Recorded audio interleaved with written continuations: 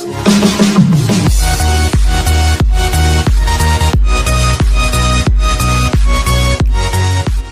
Friends, ఈ video చూసే ముందు మా ఛానల్ని సబ్స్క్రైబ్ చేయడం మర్చిపోకండి.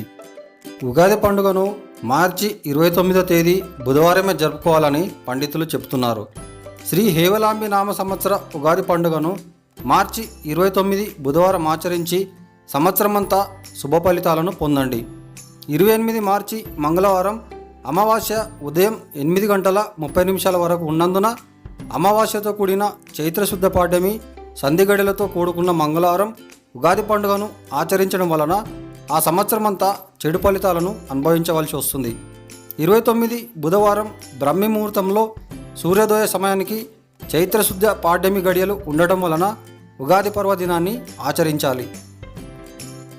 శృంగేరి పీఠం మరియు ఉత్తరాది మఠపీఠం, తిరుమల తిరుపతి దేవస్థానం మరియు శ్రీశైల దేవస్థానం, పూర్వ సిద్ధాంత పంచాంగకర్తలు, ఉభయ తెలుగు రాష్ట్రాలలో అనేక ఆలయాలలో ఇరు రాష్ట్ర ప్రభుత్వాలు దేశక్షేమం, రాష్ట్రాల క్షేమాన్ని దృష్టిలో ఉంచుకొని సకల వర్షాలతో పాడి పంటలతో సుభిక్షంగా ఉండాలని బ్రహ్మీ ముహూర్తం, సూర్యోదయ అరుణోదయ ముహూర్తంలోని పాడ్యమిని గుర్తించి ఉగాది పండుగను పంచాంగ శ్రవణాన్ని 29 బుధవారం ఉగాది పండుగను ఆచరించడం లోకక్షేమానికి మంచిది. గతంలో 2007 మార్చి 19న శ్రీ సర్వజిత్ నామ సంవత్సర ఉగాదిని సోమవారం ఆచరించిన వారు శుభ ఫలితాలను పొందారు. మంగళవారం ఆచరించిన వారు చెడు ఫలితాలను చవిచూశారు. మంగళవారం ఉగాది పండుగను అనేక మంది చేసుకోలేదు.